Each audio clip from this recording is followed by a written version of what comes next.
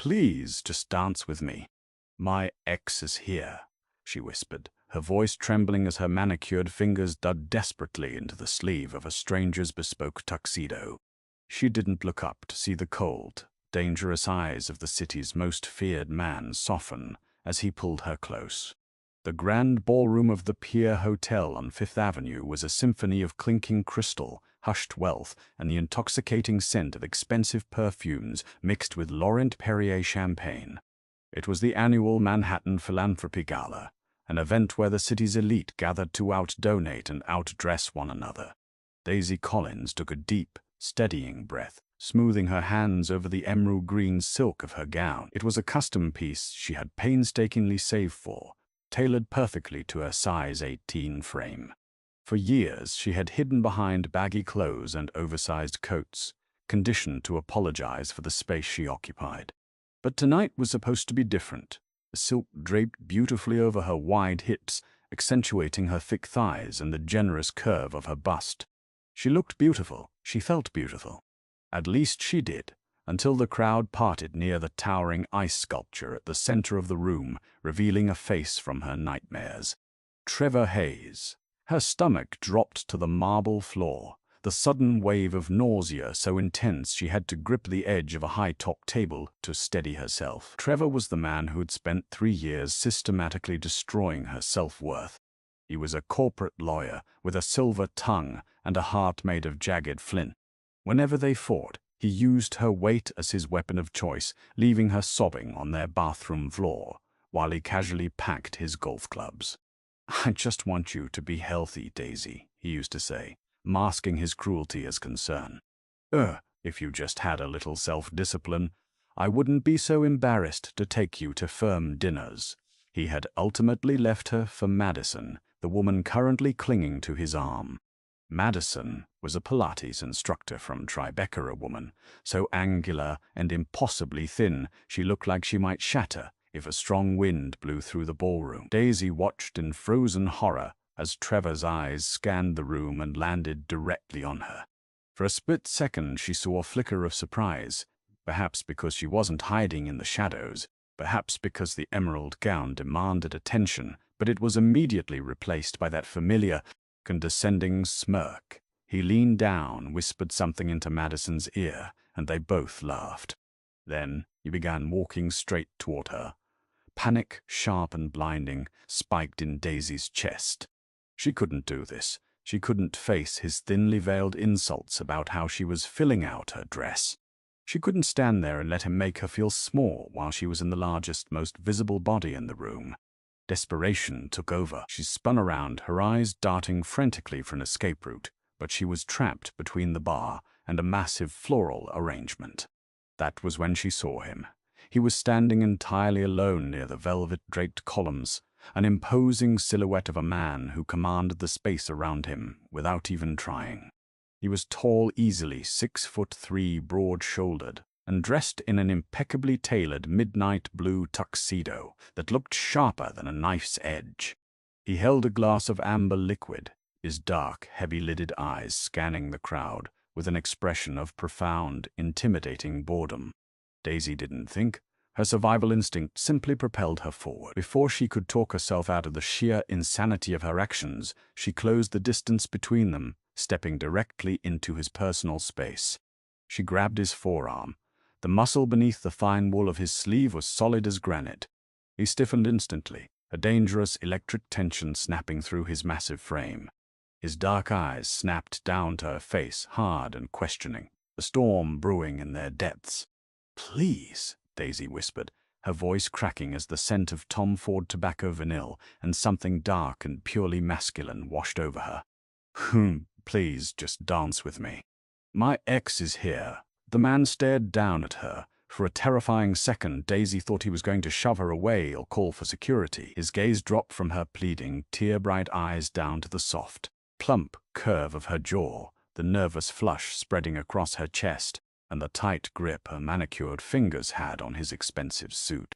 He didn't look at her with pity, nor did he look at her with the familiar, dismissive gaze she was so used to receiving from men of his caliber.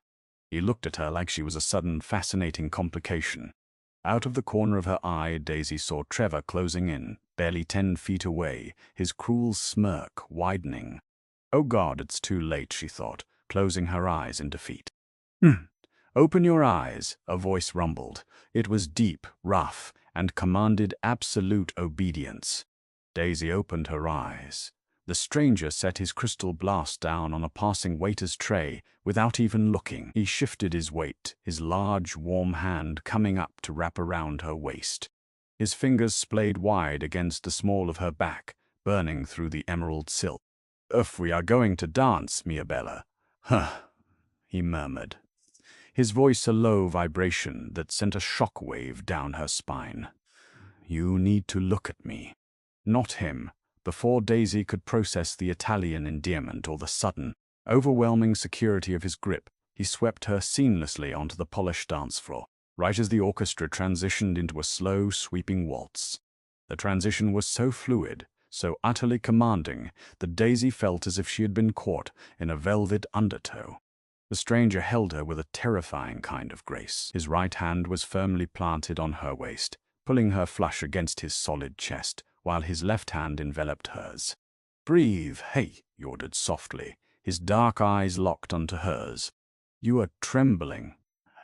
"I'm sorry," Daisy stammered, acutely aware of how much space she took up in his arms, waiting for the inevitable shift in his posture, the polite but distant spaceman usually kept when dancing with a woman of her size.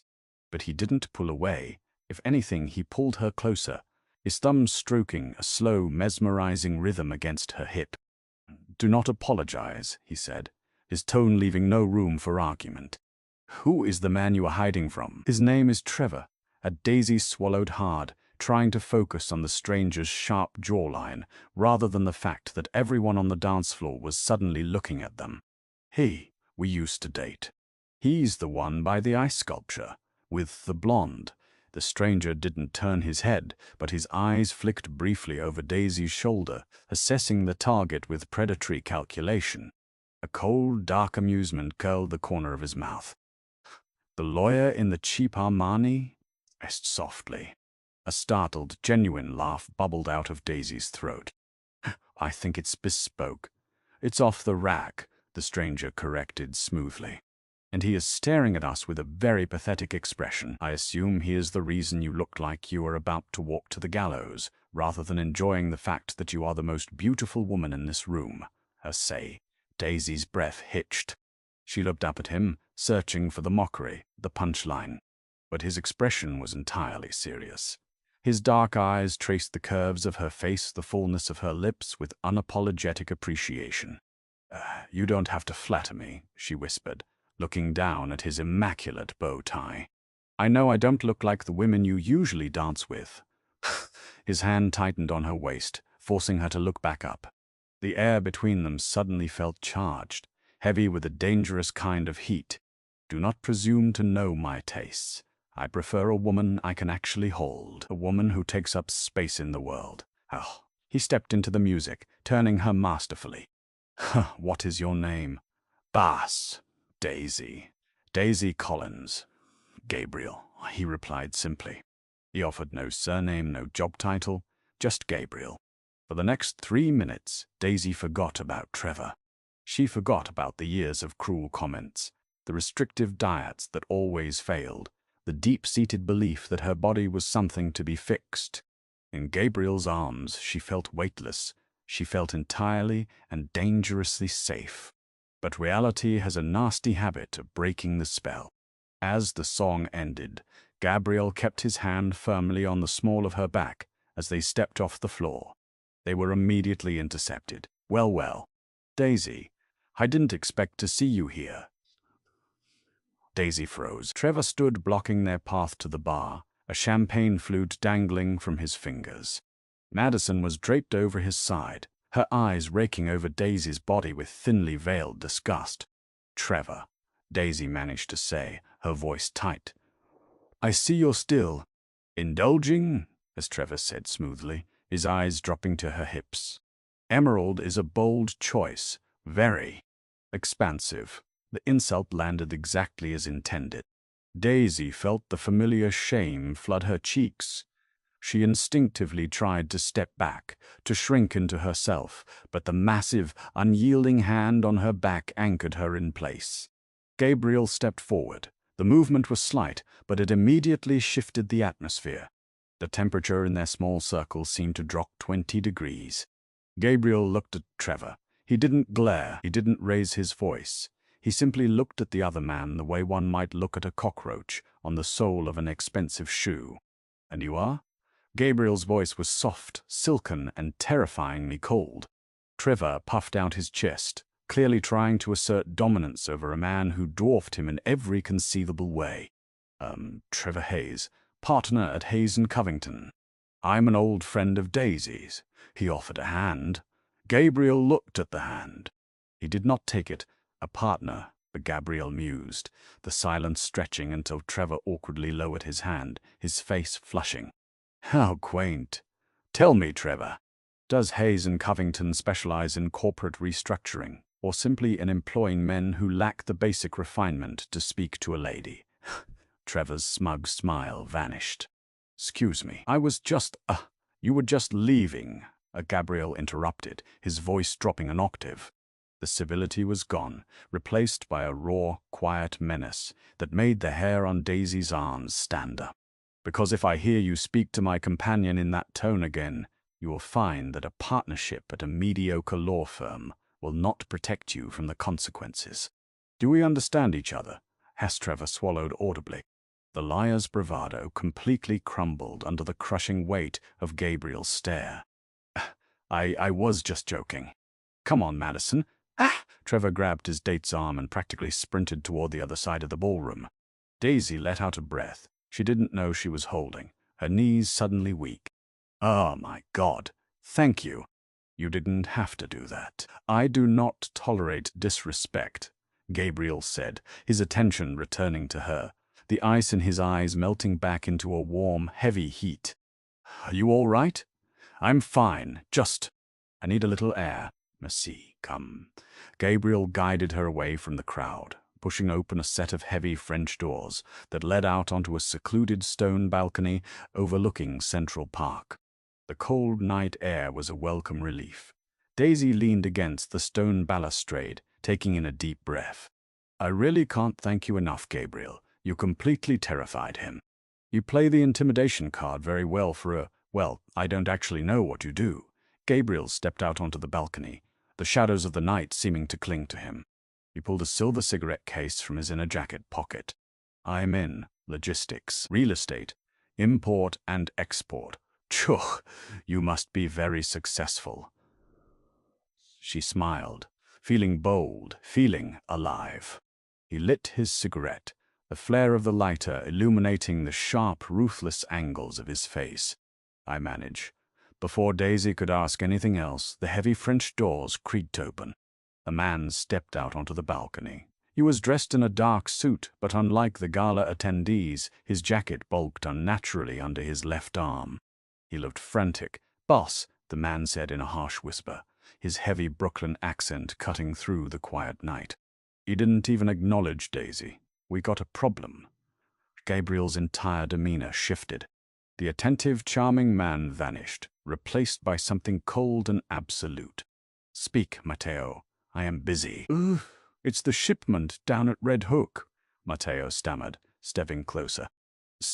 The Russians. They ambushed the trucks. 4 of our guys are down. They took the cargo, Mr. Rossi. Daisy's heart stopped. Mr. Rossi. She lived in New York. Everyone who read the Metro section of the Times knew the name Rossi. The Rossi crime family, the most brutal, untouchable syndicate on the eastern seaboard. Gabriel's face turned into a mask of pure, unadulterated violence. The air around him practically cracked with dark energy.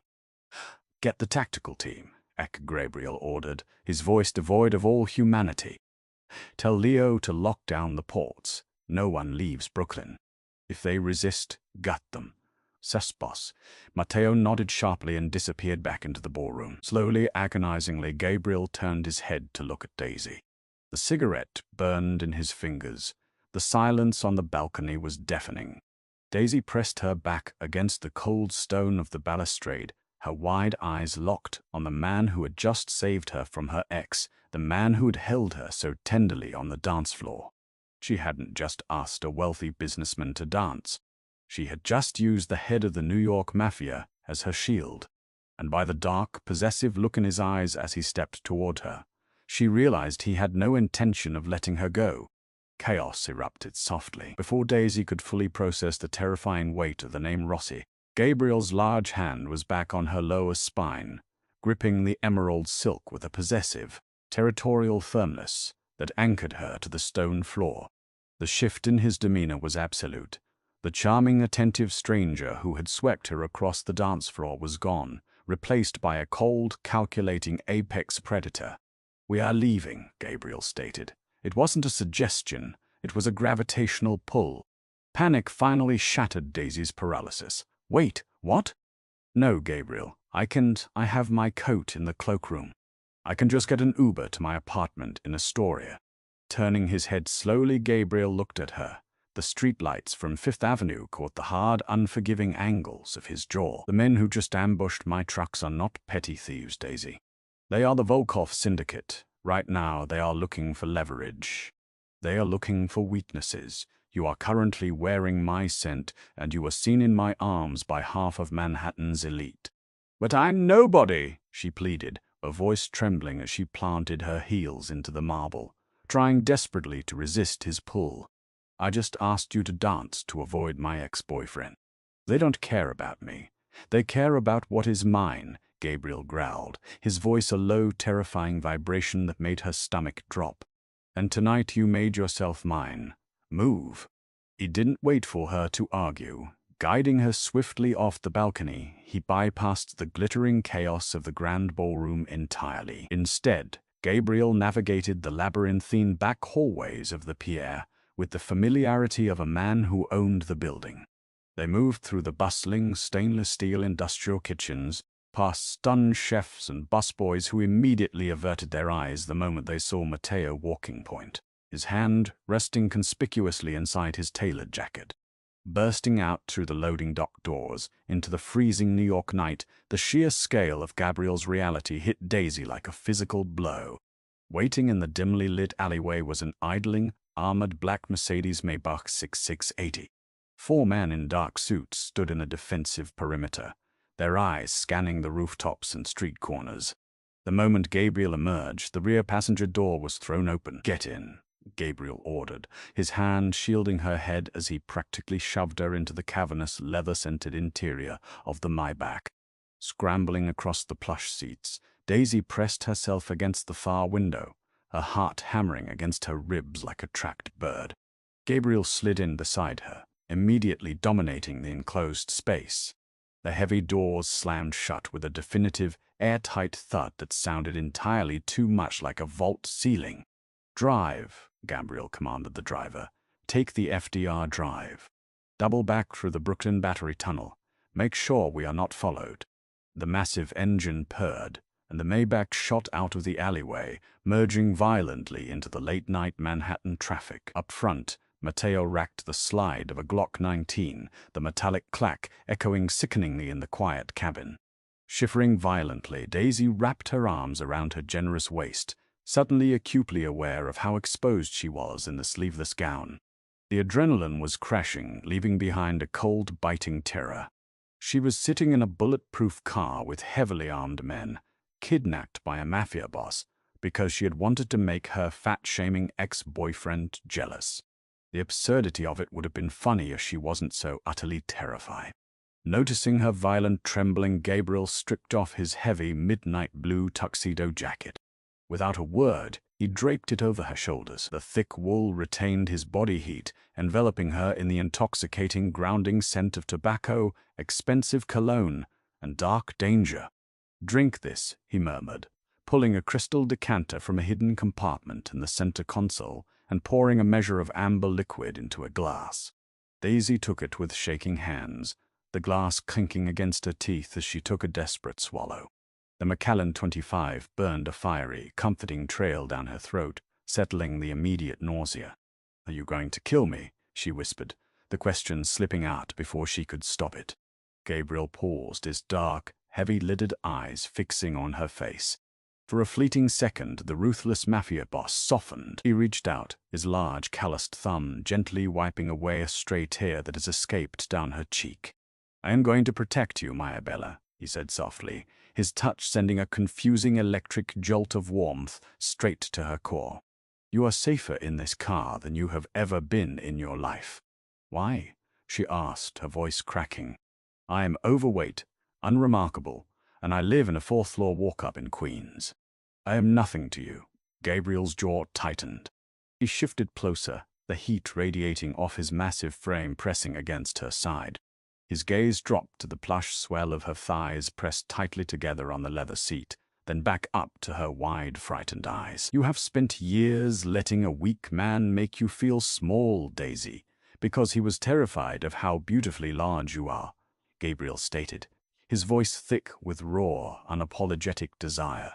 "You are not unremarkable. You are exactly what I want. And nobody touches what I want." The Maybach did not stop in Queens.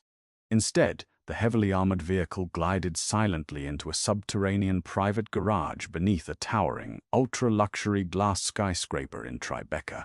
The building, 50 stories of impenetrable security and exorbitant wealth, belonged entirely to the Rossi family. Stepping out of the car, Daisy's legs felt like lead. She kept Gabriel's tuxedo jacket pulled tightly around her shoulders, a desperate armor against the surreal reality unfolding around her. Flanked by Matteo and two other silent, imposing guards, Gabriel escorted her into a private, biometric-locked elevator. The ride to the penthouse was silent. Daisy watched the digital numbers climb higher and higher, taking her further away from the ground, further away from the life she knew. When the brass doors finally parted, she stepped into a fortress of modern luxury. The penthouse spanned the entire top floor. Floor-to-ceiling windows offered a breathtaking, panoramic view of the glittering Manhattan skyline, stretching from the Freedom Tower to the glowing spire of the Empire State Building.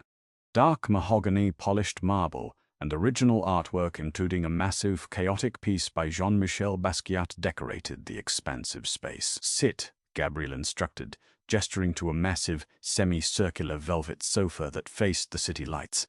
Daisy sank into the plush velvet, the material swallowing her. She watched anxiously as Gabriel walked over to a marble wet bar. He poured himself a neat whiskey, his broad back facing her. The silence in the penthouse was heavy, broken only by the distant, muffled wail of a police siren far below on the streets. "I need to call my sister," Daisy finally said, her voice sounding small in the massive room. "If I don't show up for brunch tomorrow, she'll call the police." "Your sister lives in Chicago," Gabriel replied evenly, turning around to face her. "She will receive a text from your phone stating you met someone at the gala and are spending the weekend in the Hamptons. My men are already clearing your apartment in Astoria. Everything you need will be brought here." Daisy jumped up from the sofa, the silk of her emerald gown pooling around her ankles.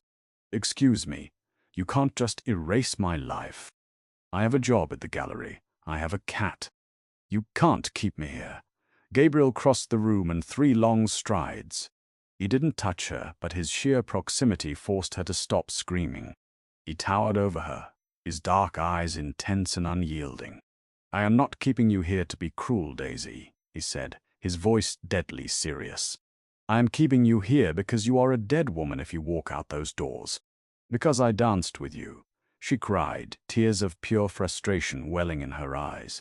"Because of some stolen trucks in Red Hook." "Because of Trevor," Gabriel corrected sharply. Daisy froze. "What?" Setting his glass on a side table, Gabriel pulled a heavily encrypted smartphone from his pocket. He tapped the screen a few times and held it out to her. Confused, Daisy looked at the screen. It was a surveillance photograph taken inside the Pierre Hotel earlier that evening. It showed Trevor standing in a quiet alcove, handing a thick manila envelope to a heavily tattooed man in a cheap suit.